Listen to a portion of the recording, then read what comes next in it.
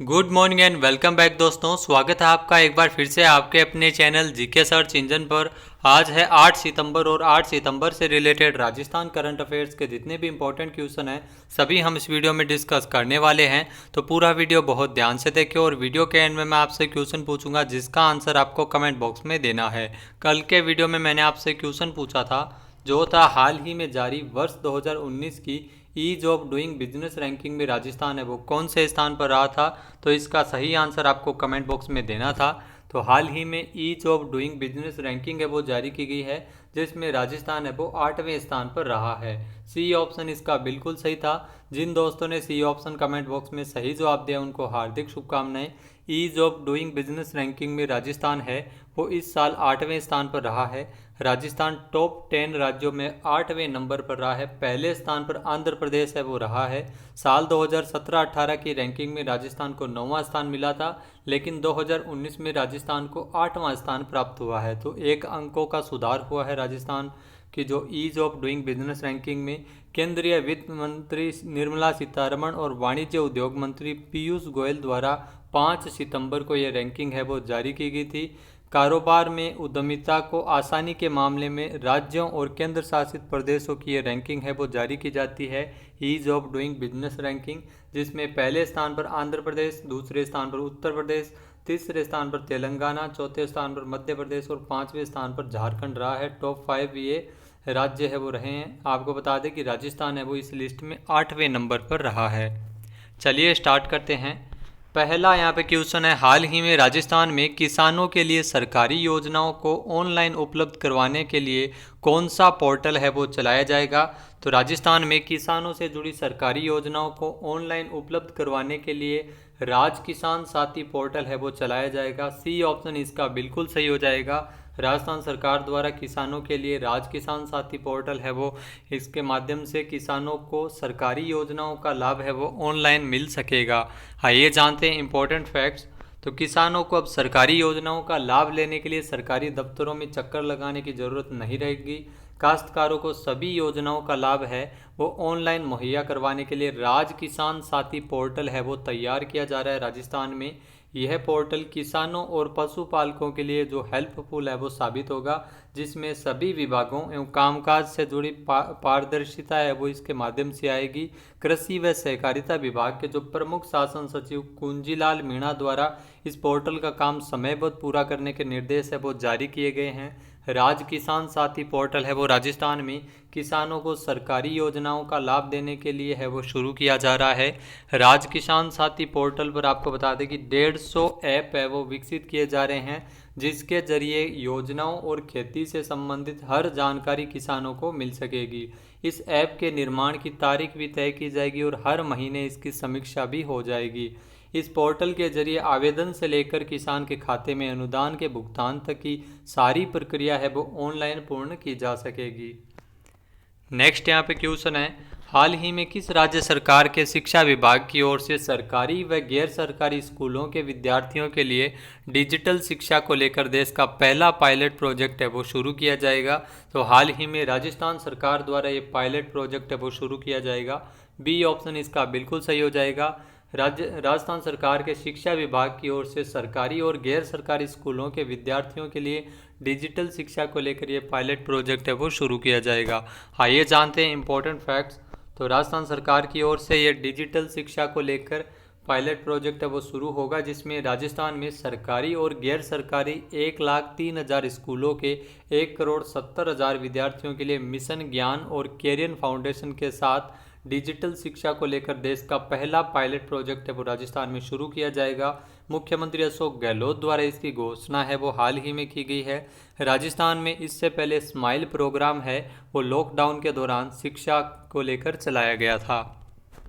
Next यहाँ पे question है, हाल ही में राजस्थान में पंचायती राज संस्थाओं के चुनाव कितने चरणों में संपन्न होंगे। तो राजस्थान में पंचायती राज चुनाव है वो 4 चरणों में संपन्न होने वाले हैं। ए ऑप्शन इसका बिल्कुल सही हो जाएगा। राजस्थान के 27 जिलों की विभिन्न पंचायत समितियों के तकरीबन 3848 ग्राम पंचायतों में सरपंच के लिए और 35,968 वार्डों में पंच के लिए 4 चरणों में चुनाव है वो संपन्न होंगे राजस्थान में। राज्य निर्वाचन आयोग की ओर से इसका कार्यक्रम भी जारी किया गया है। 4 चरणों में होने वाले चुनाव का जो पहला चरण है वो 28 सितंबर को होगा, दूसरे चरण का मतदान है वो 3 अक्टूबर का, और तीसरे चरण का जो मतदान है वो 6 अक्टूबर को, और चौथे चरण का 10 अक्टूबर को मतदान है वो संपन्न होगा। तो 4 चरणों में मतदान है वो पंचायत समितियों के और ग्राम पंचायतों के चुनाव है वो संपन्न होंगे। सरपंच पद के लिए आपको बता दें कि मतदान है वो ईवीएम के माध्यम से करवाया जाएगा, और पंच पद का चुनाव है वो बैलेट पेपर के द्वारा किया जाएगा। कोरोना महामारी को देखते हुए साथ ही साथ राज्य निर्वाचन आयोग की ओर से जो मतदान का समय है वो 1 घंटे बढ़ाया गया है, और 1100 के स्थान पर 900 मतदाताओं को एक मतदान के अंदर है वो अलॉट किया गया। तो 1100 के स्थान पर 900 मतदाता है वो एक मतदान के अंदर पर वोट है वो दे पाएंगे। उच्चतम न्यायालय के आदेशों की पालना करते हुए राज्य निर्वाचन आयोग की ओर से 15 अक्टूबर से पहले चुनाव करवाने के लिए 4 चरणों में मतदान है वो पूरा किया जाएगा। नेक्स्ट यहाँ पे क्वेश्चन है, हाल ही में राजस्थान हाईकोर्ट के आदेशानुसार कोरोना काल में निजी स्कूल है वो टोटल फीस का कितने प्रतिशत अभिभावकों से ले सकेंगे। तो राजस्थान हाईकोर्ट की ओर से आदेश जारी किया गया है, जिसके तहत निजी स्कूलों द्वारा जो फीस का भुगतान है वो अभिभावकों से 70% ले सकेंगे। ए ऑप्शन इसका बिल्कुल सही हो जाएगा। आइए जानते हैं इंपॉर्टेंट फैक्ट्स। तो कोरोना काल में निजी स्कूलों को फीस को लेकर राजस्थान हाईकोर्ट द्वारा राहत प्रदान की गई है।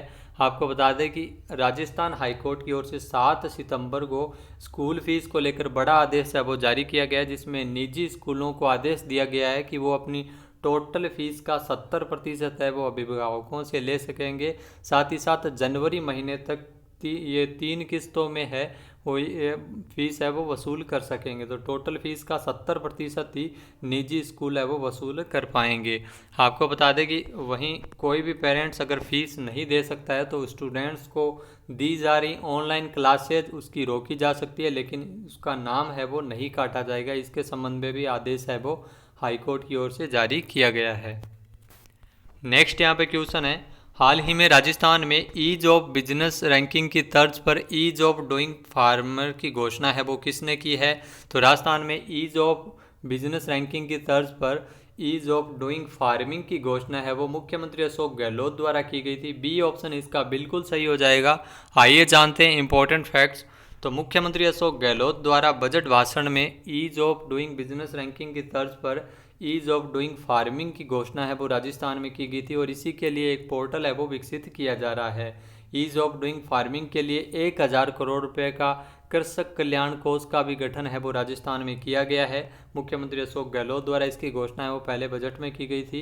राज्य सरकार की ओर से इसके लिए राज किसान साथी पोर्टल है वो लॉन्च किया गया है। इसके संबंध में हम पहले डिस्कस कर चुके हैं।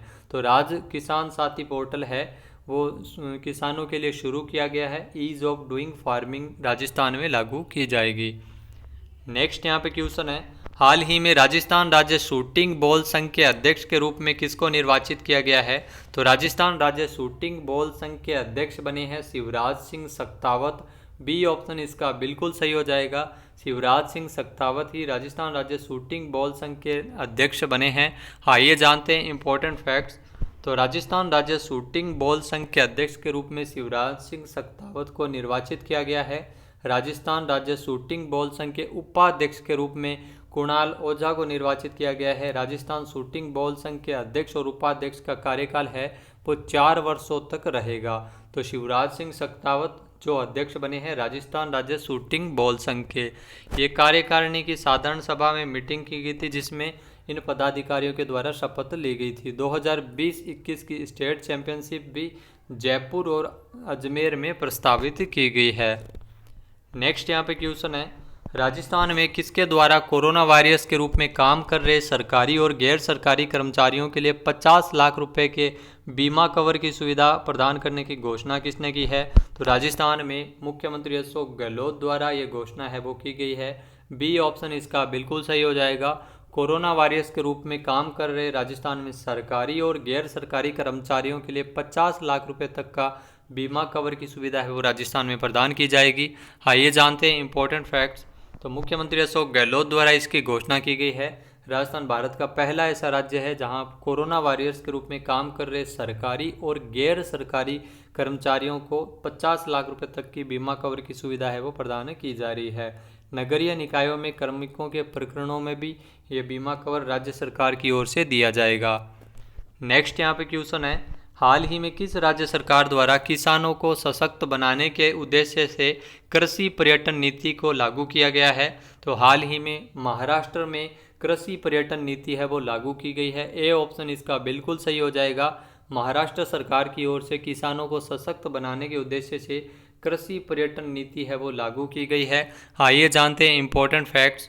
तो महाराष्ट्र सरकार द्वारा किसानों के लिए कृषि पर्यटन नीति को लागू करने की घोषणा है वो की गई है। इस नीति का जो मुख्य आकर्षण होगा वो होगा पर्यटन के माध्यम से ग्रामीण विकास करना, कृषि उपज के लिए बाजार उपलब्ध करवाना, कृषि संबंध व्यवसाय को प्रोत्साहित करना और ग्रामीण क्षेत्रों में महिलाओं और युवाओं को रोजगार के अवसर प्रदान करना। तो इस उद्देश्य से महाराष्ट्र सरकार की ओर से कृषि पर्यटन नीति है वो लागू की गई है। महाराष्ट्र के जो मुख्यमंत्री है उद्धव ठाकरे, उनके द्वारा ये घोषणा की गई है। लोक कला संस्कृति को प्रदर्शित करने के लिए मंच भी प्रदान करेगी। कृषि पर्यटन नीति है वो महाराष्ट्र में लागू हुई है। नेक्स्ट यहाँ पे क्वेश्चन है, हाल ही में राष्ट्रीय शिक्षा नीति 2020 पर राज्यपालों का सम्मेलन कब आयोजित किया गया था? तो हाल ही में राष्ट्रीय शिक्षा नीति 2020 पर राज्यपालों का सम्मेलन है वो 7 सितंबर को आयोजित हुआ था।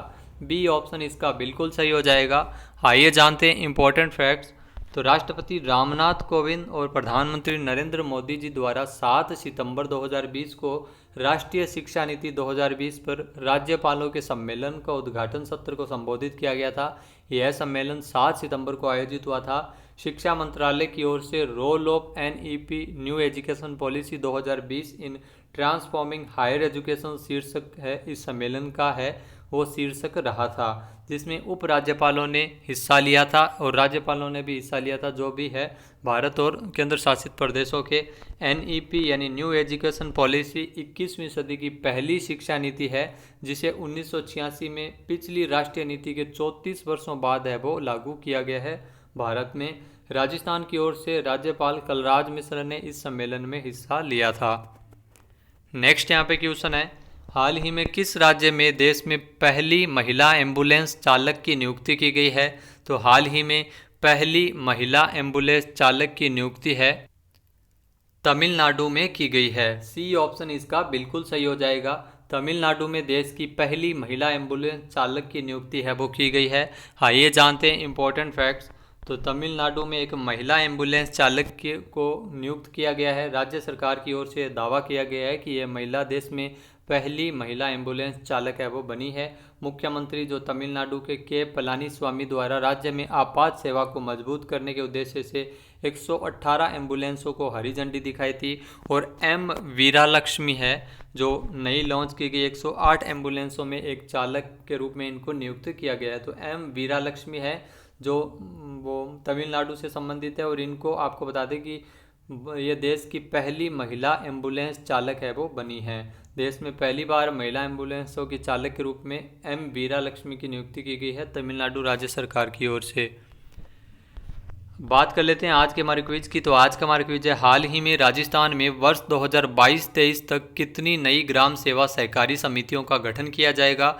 एक बार फिर से सुनिएगा, राजस्थान में वर्ष 2022-23 तक कितनी नई ग्राम सेवा सहकारी समितियों का गठन किया जाएगा? इसका सही आंसर आपको कमेंट बॉक्स में देना है। और अगर ये वीडियो आपको पसंद आए तो इसको लाइक और शेयर करना न भूलें। साथ ही साथ हमारे चैनल को भी ज़रूर सब्सक्राइब करें।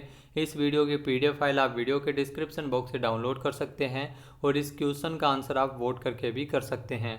वीडियो कैसा लगा कमेंट बॉक्स में ज़रूर बताएं। वीडियो को ज़्यादा से ज़्यादा शेयर करें, लाइक करें। वीडियो देखने के लिए धन्यवाद। जय हिंद, जय भारत, जय राजस्थान।